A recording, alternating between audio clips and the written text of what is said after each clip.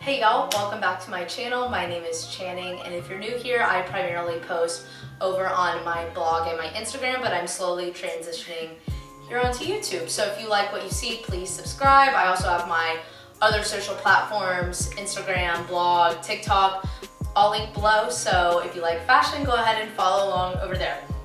So today's video is going to be a how I edit my Instagram photos video. I switch up the way that I edit about every 6 months to a year, but I've been doing the same thing since the start of 2020. So I thought it'd be fun to share what exactly I do. I've kind of used everything under the sun over the last few years. I've used VSCO, I've used Lightroom presets, I've made my own presets, but currently my main form of filtering I do in the Tezza app. This is a free app, but to access all of the filters, you have to pay monthly. So the free version comes with like 3 filters, and then there's a monthly membership that's like 99 cents or either $1.99. I'll put it up, and that gets you all the filters to edit photos. And then I pay for the $3.99 a month option, which allows you to edit photos and videos. So you can apply the filters to videos, and there's a ton of other video effects that you can use in the app. So I think it's worth it. Since I use it so much, I think the $3.99 a month is worth it. So that is my main form of editing that I'll use, and I'll walk you through that later in the video. I'll show you what filters I use. But in addition to the Tezza app, I'll show some special effects I use from KiraKira. I use Facetune for a couple of things. Then I'm also going to show you what app I use to plan my feed. So if you want to learn how I edit my Instagram photos, keep watching. So for this video, I'm going to be showing you this photo that I took in my apartment a few weeks ago. I already have it up on my Instagram. I'll pop up the final version here, or whatever one I used from this like little photo shoot I had in my apartment. So I'm going to show you what I do. So first I go over to the filters. So the free version of the app comes with fresh, vintage, and mood, I believe. I think those are the free ones. Then the rest of the filters down here, you do have to pay for. So what I use, my top 2 are Glow, which looks like that, and Toasty. So I use Toasty on most of my photos, and then Glow on photos that maybe, Glow on photos that were maybe taken in like a little bit of a darker lighting, since it is a little bit brighter. So here's the Toasty app, or Toasty filter, not app. But since it is a little bit dark, what I'll do is I'll turn it down a little bit. This all varies, of course, depending on pictures. So I'll show you how I do this on a few different photos and a few different lightings, but I'll turn down the filter. Then we'll just start at the beginning. I like to turn up the exposure. I like a bright photo. I turn up the contrast. Don't really mess with the other stuff. Sometimes I will add grain if it's an iPhone photo, and I think adding grain will like look cool. So that's what grain looks like. It just kind of gives it that vintage filter. But since this was taken on my DSLR camera, the quality is really good. So I'm not gonna add any grain. Then I'll go to the colors. This is where the magic happens. I like to turn the luminance of the oranges down. This is what gives you a more tan effect. Obviously, if you turn it down too much, you're gonna look silly. So just a little bit to give a tan effect. In this photo, I kind of like the reds. I think I'm gonna pull them down too. Red and orange for me is what pulls my skin tone. Yellow, I like to have them bright since I do have blonde highlights. I like to brighten those up. That also brightens up like the chair and the grass in this photo. So that I think looks really good. I'll also desaturate the yellows a little bit. That looks good. And then always I crop my photos in this. In case you didn't know, 4:5 is the Instagram ratio. So I'll add a little crop. And then I think this one looks good. This one was pretty easy, again, because it was taken on my DSLR camera and it was taken in really good lighting. But there's a before and there is an after of this photo. So let's do this on another photo. Here is another photo. This was taken in natural lighting. There's obviously greenery, so it's a little bit different than how I would edit the past photo. Still, I checked, and when I posted this photo, I did use the Toasty filter, but that is obviously a lot, so I turned it down a little bit. Then for greens, I really like to desaturate them and turn them down. So I like dark greens instead of like, of course you can't even see it, but I like the greens to be pretty dark and not saturated. For this one, I'll turn my hair up. I'm looking a little washed out, so I'll turn the luminance down and the saturation up a little bit. I'll pull the reds down. On this one, the exposure looks good because it was taken outdoors, so I'll just turn up the contrast a little bit. And since overall the photo is looking a little bit yellow and I like a more pink tone, I'll go to the little rainbow button and I'll turn the hue a little bit down. See, that makes it super green, that makes it super red. I'll just turn it down a little bit, just give it a slight red look. Obviously, we're gonna crop this. This one was a lot easier to crop, not as significant because this was taken on a phone.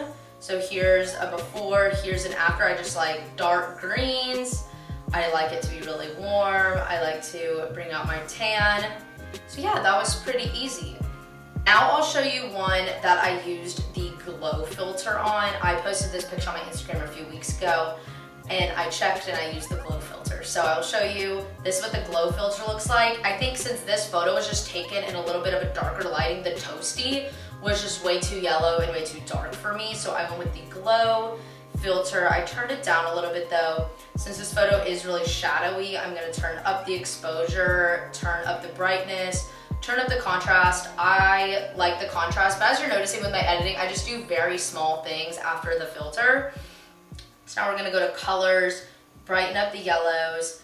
This one, my face is looking a little pale, so I think I'm gonna turn up the saturation a tad, but then turn down the luminance to kind of bring out my tan. As you see, we're making some major progress. Let's see if we can add a little bit more. I think this will look good with the filter all the way turned up. I just kind of play with all the lightings. This is a lot of like playing with stuff, but I thought it'd be interesting for y'all to see what I do. Yeah, so if a photo doesn't have blues or greens or purples, I won't even mess with those, but in every picture I mess with the reds, oranges, and yellows. So that's how I use the glow filter. So now let's say I'm happy with how this photo looks. I'm ready to post it to Instagram. So this is what I do to make sure that the photo that I want to post matches with all my other posts in my feed. So what I'll do, if I want to check and see that a photo that I've edited will match with all of the other photos on my feed, I use the app UNUM. I think that's how you say it, I'll put the little logo up. So what I do is I load in, when I got the app, I loaded in all the photos that were currently on my Instagram feed. But now I've been using this app for a year now, so it's all in order. So this, I haven't posted this one yet, but this is what my Instagram feed looks like minus this first picture up here because I haven't posted that one. So let's say I want to post this new photo that we just edited. What I'll do is I'll go down to the bottom one, hit replace. So I have the free version of this app, so you can only have a certain number of images loaded in at a time, but I literally only use this to check and see if stuff matches my feed. So I don't care. So I'm gonna import the photo that we just edited, and then now that it's at the bottom, I'm gonna drag it to the top because this is where it would be on the grid. So as you can see, I think those go well together. You kind of see my theme here. I mean, there's the picture right down there. But this is a great app to check and see if stuff matches because I like my feed to look really cohesive. So let's say I imported this, I'm like, oh, it looks too yellow compared to my other photos. I'll take it back to the Tezza app, make it a little more red, come back, and then just fine tuning it till I think the photo matches with all my other photos. Okay, y'all have probably used Facetune before, heard a million people talk about it, but I'm gonna show you what I like to use it for. I don't use this in every photo, this is just like special circumstances. This photo I actually posted the final version last week, I believe. I edited it with the Tezza app. This was using Toasty, I believe, but as you can see, my eyes are pretty red and my hair looks really dull. So what I did to make this photo better, I used the red eye feature. For me, I always select the dark blue. You zoom in, tap, and you'll get like this little circle. and you size it to fit your eyeball. And say yes. Do the same thing on the other side, just like that.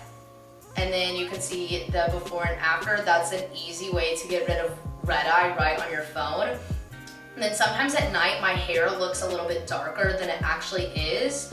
So if I want to brighten up my hair, I use the tones. I'll use the picker and pick like a really blonde part of my hair. Then I'll use the tones feature and just kind of stroke this over to brighten up any of the dull pieces. And as you can see, just like a quick before and after, that just looks way more brighter, and it just like looks more what my hair looks like in person, if that makes sense. Sometimes at night it can get a little dull. So that's what I use Facetune for. Another thing I'll use Facetune for is the, Another thing I'll use Facetune for is the whitening tool. What I really use the whitening tool for is like, let's say this was white, I'll go over it to like make it whiter. I use that sometimes in like, if I take a picture of my apartment and something is showing up really gray or really yellow when I know it's white, I'll use that to slightly whiten it. Also, if it's like this day I had drinking red wine before this photo, so I'll just use it slightly on my teeth just to brighten them up a little bit. Again, this was taken at night, so it's just very subtle. So I use Facetune for like subtle things like that. I don't smooth my body. I don't like do the whatever it's called, the foam, I don't smooth my skin, I don't reshape anything, but I do use it for little edits like that, just to take the quality of the photo up just like a little bit. So I don't even know if this is still cool, but I like using KiraKira every once in a while. I love it on photos like this of like my bathroom, or I love it on this, like my photos of like my bathroom or jewelry or accessories. So I use the regular KiraKira option, which is the first one. And I sometimes, depending on the photo, I don't turn it up too high because that's tacky, but I'll like put it right at the middle or right above it. And the cool thing about this app, you can save it as a video so you can get the twinkling effect, or you can just save it as a photo. I think this is a fun effect to like subtly take your photos to the next level. I hope you enjoyed this video on how I edit my Instagram photos. It's kind of a lot of, I hope you enjoyed this video of how I edit my Instagram photos. It's a lot of trial and error, as you can see, just playing with different lightings. But once you're in the groove, it's super easy once you know your filters. So I highly recommend the Tezza app if you haven't tried it out already. And let me know if there are any other photo editing apps that I should check out. And be sure to follow along. Everything will be linked down below, and I'll see you in the next video.